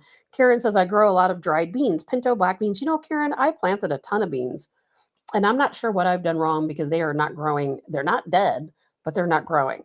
Donna says, Teflon is poison. Teflon is poison. If you use Teflon in your home, it can actually kill your pets. And what it does to your body is unmentionable. Dottie says, I have 6 months of dog food stored. Absolutely. Don't forget your pets. So heating and cooling, indoor safe heaters, extra blankets, USB powered fans. I have a battery powered fan. I have USB powered fans. I have solar chargers so that I can recharge my cell phones or a fan or some of the other things that I might need in emergency situations, weather radios, etc. Shelter, a tarp. I have tons of tarps. Comes in handy for improvised shelter, plugging holes in the house and clearing debris. Tarps are very important. Medical, they're on theprepared.com. They will give you a list of 145 prioritized home medical supplies. So you can go on there to check that list. It's too long to read. Hygiene, wet wipes, hand sanitizer, camp soap. I have all of those things. Communication, a one-way NOAA radio, two-way ham radio. That is also very important. Donna says a weather radio. Jay says everyone should learn how to use a fire starter. Absolutely so. Those are all things I have. Boxes of matches.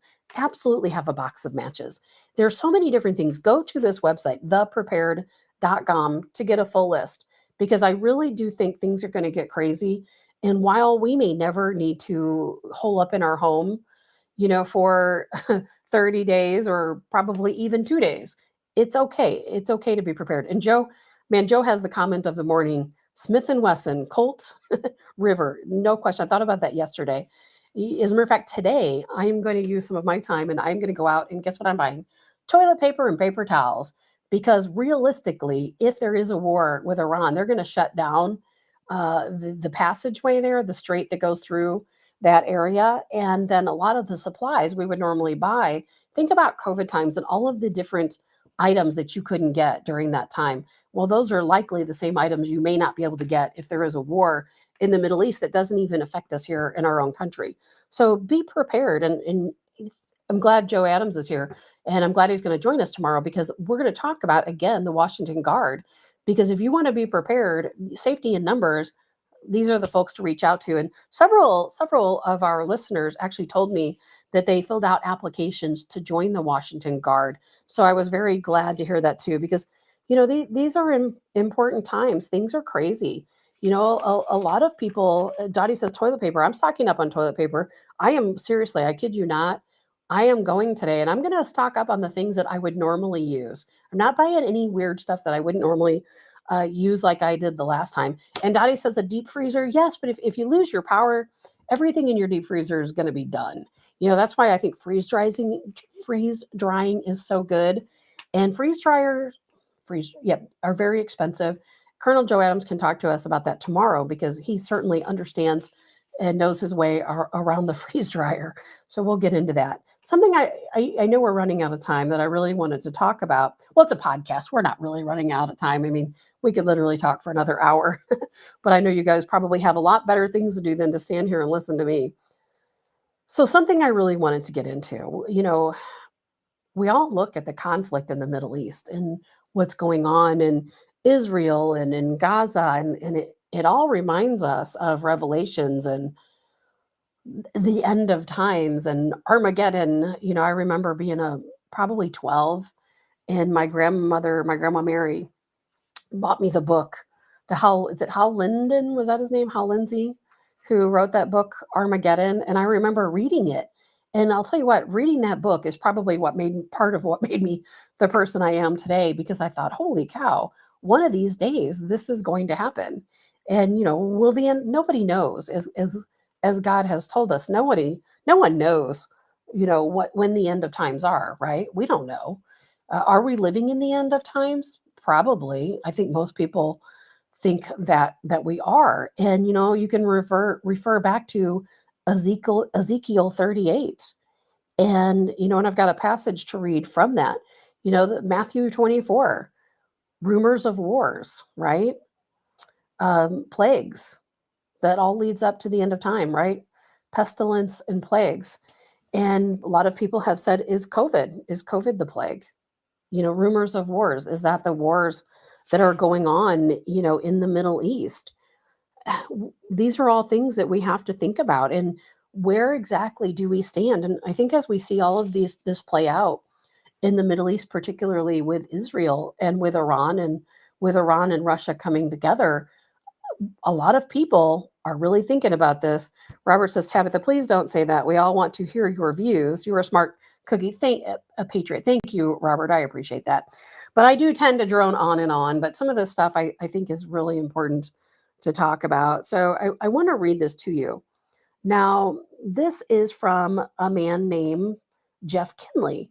He wrote this passage that I'm going to read to you. And I do think it's important. Otherwise, of course, I wouldn't be talking about that. This is in regards to Ezekiel 38.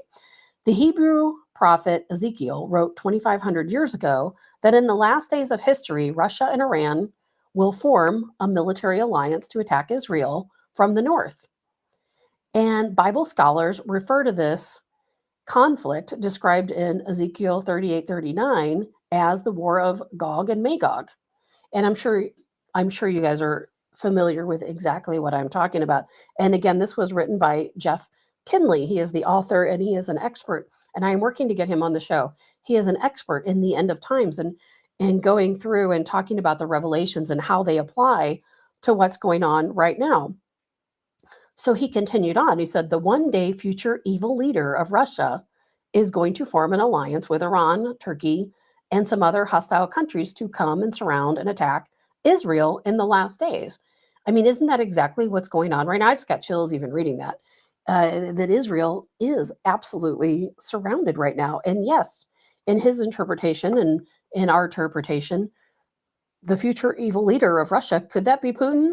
I mean, are we talking about now? Are we talking about the future? Maybe this has already happened. We don't know. But to me, it sounds a lot like what is playing out before our eyes. Of course, I don't want to scare anybody or give any, the sky is falling doomsday.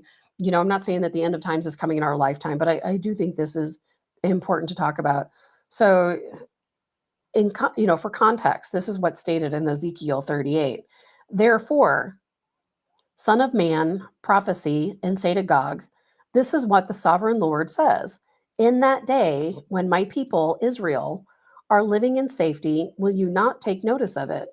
You will come from your place in the far north, you and many nations with you, all of them riding on horses, a great horde, a mighty army. You will advance against my people, Israel, like a cloud that covers the land. In days to come, Gog, I will bring you against my land, so that the nations may know me when I am proved holy through you before their eyes. I mean, you can go read Ezekiel 38 and 39 yourself. You can go back and refer to Matthew 24, and you can take a look at these things and see, does it apply to what's going on right now? I mean, it sure sounds like it does, doesn't it? With the formation of BRICS, that is has brought together Iran and Russia. Turkey has recently applied to join BRICS. So that brings the three of them together. Now, of course, that's our interpretation of Revelations of Ezekiel 38. And the reason why, and I was kind of doing some research on this yesterday, the reason why we think that Russia is the Gog and the Magog with Putin is that when you look at the map, they talk about the north. It says the uttermost parts of the north. So if you look at the map, if you look at a map, if you take Israel and you draw a straight line north, guess what? That goes right into the middle of Russia. And so that's why a lot of people believe that Russia is what they are speaking of. So that's certainly something to think about. You can do your own research, read your own materials, and think of it how you want. Another person to look into is author Joel Rosenberg. He is really good at taking the Old Testament and the prophecies and breaking those down into layman's terms. So maybe I'll reach out to him as well. That's all something to think about. I think as long as I've been alive, my grandma always talked to me about being in the end of times and the prophecies and the revelations. I've read the Revelations over many, many times in my life. And if you don't have that book, I think I'm almost positive it's Hal Lindsey, called Armageddon. It is worth a read. I read it as a child. I've read it as an adult. It breaks a lot of things down for you, but it's open to interpretation if they're talking about the end of times now. But it really does seem like it's coming together. I think it's worth taking a look into it. Will it happen during our lifetimes? I don't know. I assume there's been many generations, probably over the centuries, who have all thought that maybe the end of times applied to whatever was going on, in their timeline. We don't know when it's going to happen. We don't know, but it certainly does seem like the prophecies are being fulfilled. So that's something to think about. Before we go, I do want to get to fall vegetables. I saved it for last because it's probably the least important topic that I wanted to talk about today, but there is still hope. I don't know what's going on in your garden, but there is still hope. And your garden absolutely should be your grocery store. You should absolutely be growing your own food. Food, if you look back at history and illnesses, there will be a lot of folks that will tell you that before we started eating GMO foods, before we started eating foods that were mass produced, we didn't have all these illnesses. And so the best way to stay healthy is in your own garden, and or at a community garden. It doesn't have to be at your own house. I've said this many times. You can go to a community. Almost every area has a community garden. Join forces with neighbors. Join a group like Washington Guard, where they share resources. There's certainly a lot of different opportunities, no matter where you live. plant some container gardens. You can even plant vegetables indoors. You can. If you have a light, you can grow vegetables all year long. Don't let anyone tell you that you can't. Now, I came up with this list based on zone 6 because that's where most of us are listening to the show is zone 6. You can look up your own area. But the goal is to grow your own food, to be as self-reliant as you possibly can. As somebody else said earlier, salves, tinctures. I have black walnuts. I have several black walnut trees. And although I don't know how to make a tincture or, different things, it's something that I hope to learn to do. But always try to be as self-reliant and self-sufficient as you can be. And that starts at your home. So some of the things that you can do. Now, you can plant fruit trees all year long. I still plan to plant some fruit trees before winter comes along. If you buy a fruit tree and it's in a big pot and it has an established root, then you can still plant it at any time of the year and it will be perfectly fine, according to the gardening folks that I listen to. And so that's something to think about. So here's some different vegetables you can still plant right now. And I was kind of surprised about some of these because I thought we were past the time on some of these different things. And it doesn't have to be difficult, by the way. My garden right now is kind of a mess. I've been out there weeding, but I have not used one single pesticide, nothing, not one pesticide. And I still have a load of tomatoes, I've been pulling off every day. And Jay says, walnuts are a huge pain. Oh my gosh. Yes, they are. Let's see. Donna, the highly processed foods are wreaking havoc on stomach, pancreas, kidneys, and liver. Oh, they're destroying our systems, no question about it. And let's see, Margie says, I don't do prophecies. One Nostradamus thing stuck out to me, one of the people falling out of the sky, 9/11. You know what? You're so right. I just got chills from reading that, Margie. You are so right. So some of the things that we can still grow, leafy greens. You've got your spinach, kale, obviously greens, collard green, mustard greens, lettuces. You've got your root vegetables. That's something I'm working on right now. Carrots, beets, radishes. Lots of root vegetables you could be planting right now. Potatoes, sweet potatoes. I've got some sweet potatoes. Slips that I'm getting ready to plant. So I have all of that going on. Your brassicas, your cauliflower, your broccoli, your Brussels sprouts, cabbages, leeks. Something else that a lot of people don't think, you can replant green beans and do succession planting all day long, all day long. So, all year long, I should say. So go ahead, get out, plant your beans, plant your green beans, and they will continue to grow. Plant them up until you can't plant them anymore. Get a big harvest of green beans. Some other things you can plant right now. Some people think it's too late. It is not too late if you're in zone 6. You can still plant tomatoes, peppers, eggplants, cucumbers, squash, okra, and melons. So these are all items right now you can plant. So don't think it's too late. If you haven't gotten a garden started, if you thought your garden was finished for the year, it is not too late. You can still get some seeds and go out and plant. You even still have a little bit of time where you can still start your seeds indoors. All of these different items, plant them, succession plant them until you can't plant no more. And certainly read up on what will survive the frost. There's a lot of different things. Carrots you can plant and overwinter those.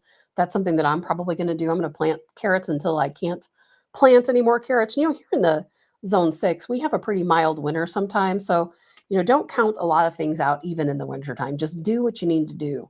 But be prepared. Grow your own food. Do whatever you can to be most self-sufficient. So I wanted to kind of go over those things with you. I know I'm kind of running overtime, so I apologize for that. But again, thank you all for joining me. Feel free to comment. Send me a text at 314-546-2677. That is my comment line for the show. Eventually, I'm going to get that set up. And if you want to call, Margie says they have water as well. And Dottie says carrots, beets, cooler weather veggies. Absolutely. There's so many things you can be planting right now. It is not too late. So thank you again for joining me today. I am Tabitha Hassell with Tabs on Tap. If you like the show, be sure to share the show.